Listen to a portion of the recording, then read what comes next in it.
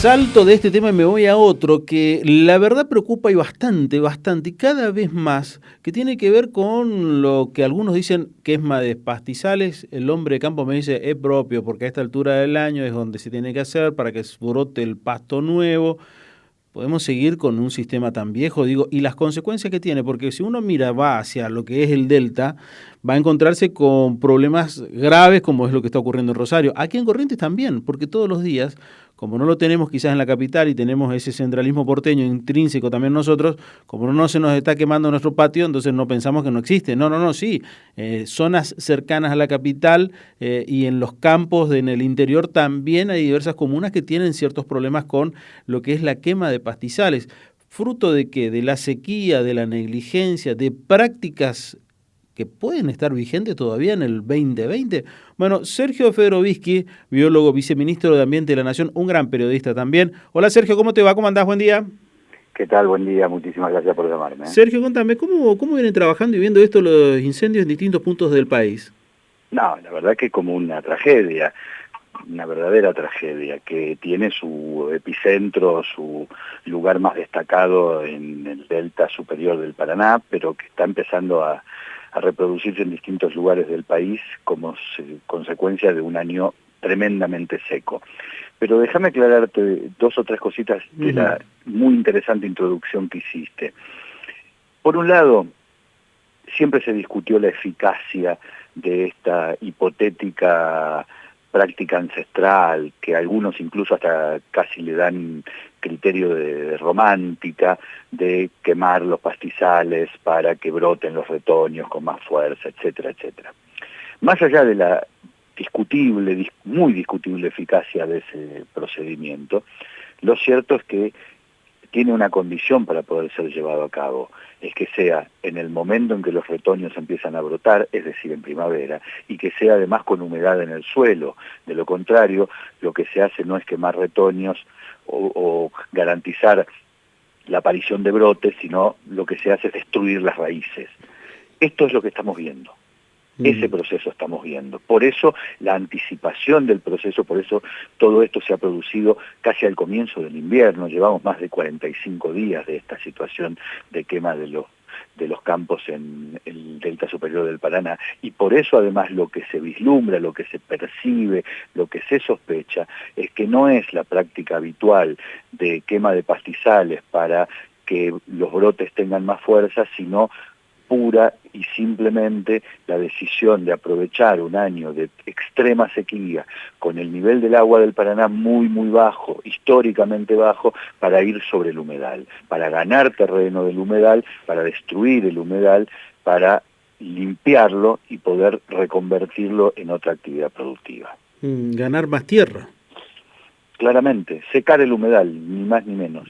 Es muy parecido, creemos nosotros, equivalente, diría yo, porque claramente son dos ecosistemas diferentes, a lo que ocurrió el año pasado también en un año de tremenda sequía en el Amazonas. Los incendios para esta época del año en el Amazonas. Lo que allí se estaba produciendo era, frente a un proceso de sequía, el avance descontrolado para limpiar la selva y reconvertir ese espacio en otro con otra actividad productiva. Tememos que lo que se está produciendo en el delta superior del Paraná tenga esa particularidad, que es secar el humedal y reconvertirlo, ya sea para actividad ganadera intensiva, para actividad agropecuaria, para emprendimientos inmobiliarios, para lo que sea.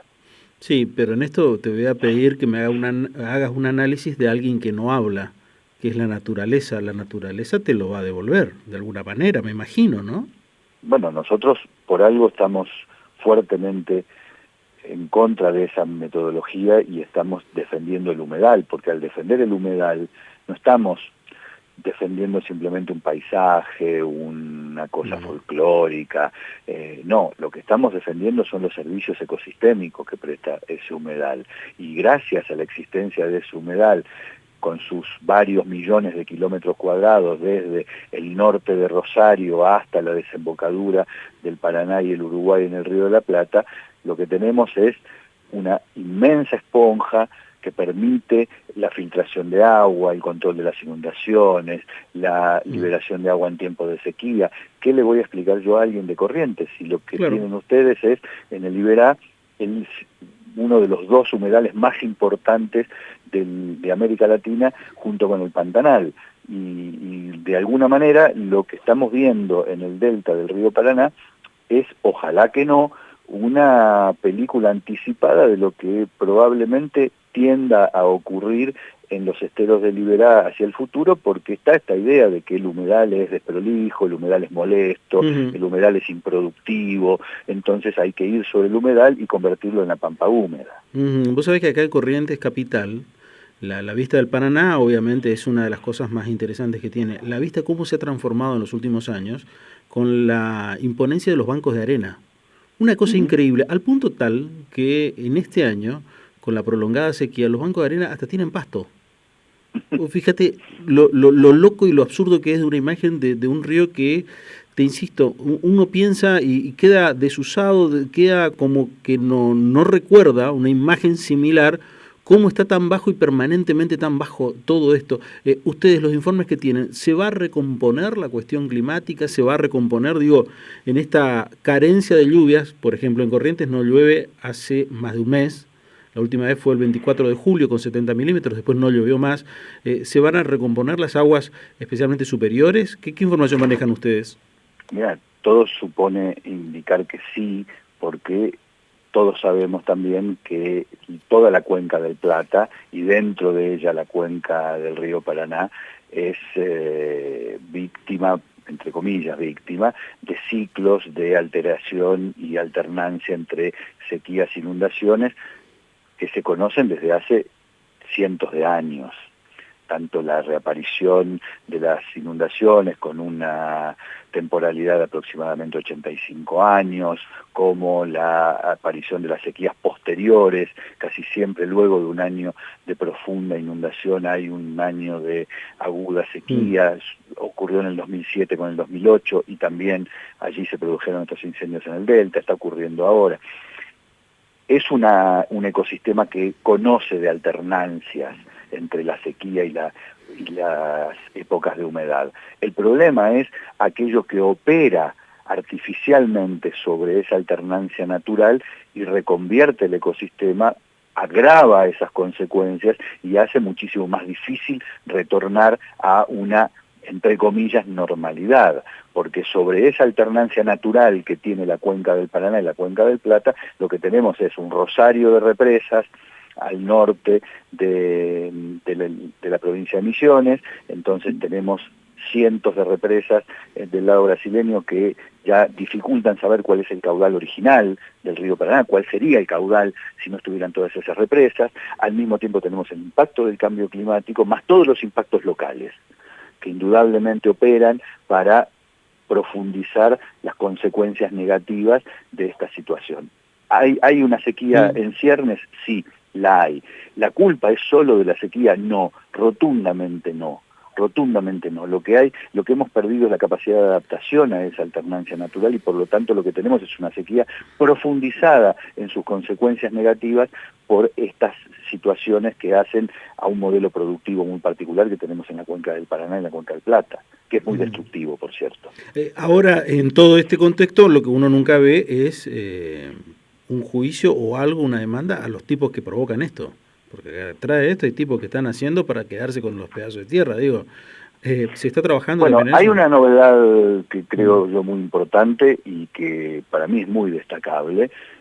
El ministro Caballé, desde el primer día, decidió que el Ministerio de Ambiente fuese querellante en una causa ante la Justicia Federal de Entre Ríos, y se le solicitó, además de declarar la emergencia ambiental para permitir esa situación, que se identificara con todos los métodos tecnológicos posibles, y hoy la verdad que es bastante sencillo hacerlo, a los dueños de los campos en los cuales se prende fuego. Ya hubo 12 imputados y citados por la justicia, todos ellos productores ganaderos o agropecuarios, algunos arroceros de esa zona, y ojalá que la justicia avance. Nosotros vemos que el avance de la justicia es no muy veloz como querríamos, no muy contundente como querríamos, pero por lo menos hay algún grado de identificación de quiénes son los responsables o los dueños de los campos en donde se encienden esos fuegos. O sea que el tema no es perseguir, más allá de que indudablemente hay que sancionarlo, al perejil que prende el fuego, que lleva el fósforo y lleva el papel para prender el asado.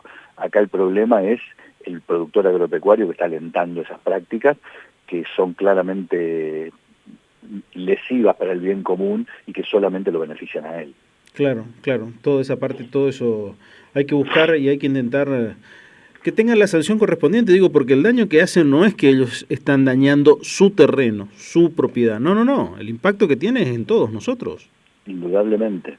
Sí. Muchos se escudan en que hacen dentro de su propiedad agropecuaria lo que quieren, y la verdad que eso es mentira, porque eso es suponer que el ecosistema termina en el límite de su alambrada, y eso es una pavada, que en verdad lo que es una provocación intelectual, porque una vez más, acá lo que tenemos es un atentado particular contra un bien común, y el bien común es aquel que tiene que defender el Estado. Entonces, además de la sanción judicial que debe tener esta situación, hay que avanzar en generar instrumentos, dispositivos, leyes, normativas, organismos, etcétera, que promuevan otro tipo de producción en esa zona, que promuevan una producción sustentable, que castiguen una producción insustentable que derive en la pérdida del humedal. Es así, la verdad que esperemos. Hoy el foco más grave que tienen a nivel país es Rosario. Por el momento diría yo que todas las islas al frente de Rosario y hasta más o menos hacia el sur, el límite norte de la provincia de Buenos Aires con Santa Fe. Allí estamos muy complicados. Están complicados. ¿Y cómo tienen, qué hay de infraestructura? Digo, porque es un país que no suele tener infraestructura para esta clase de cosas. Está trabajando el Plan Nacional de Manejo del Fuego, que depende del Ministerio de Seguridad. Está trabajando muy fuertemente, junto con parques nacionales, con las brigadas de parques nacionales, la brigada de control ambiental del Ministerio de Ambiente de la Nación, las provincias. Se está trabajando muy, muy fuertemente, pero hay que entender que es una zona con muy difícil accesibilidad y que la sequía justamente impide la posibilidad de trabajar con éxito en el esquema de apagar el fuego. Entonces, todos sabemos que, y esto no es resignación, sino realidad técnica, que al fuego termina apagándolo la lluvia. Claro, claro. La sequía y también los vientos cómo están jugando, digo, porque en Corrientes también se ha dado la particularidad de los vientos que también ayudan a propagar el fuego, ¿no? Sí, tuvimos en los últimos 10 días, hasta hace 3 o 4 días, una fuerte incidencia de viento norte, de hecho las temperaturas más cálidas que lo habitual para esta época del año, y eso, por supuesto, conspira contra la posibilidad de apagar el fuego. Una situación que a uno le alarma y le preocupa. Sergio, te mando un abrazo, como siempre, gracias con nosotros. Al contrario, muchísimas gracias por llamarme. No, por favor, por favor. Sergio Federovisky, biólogo, viceministro de Ambiente de la Nación, en contacto con nosotros.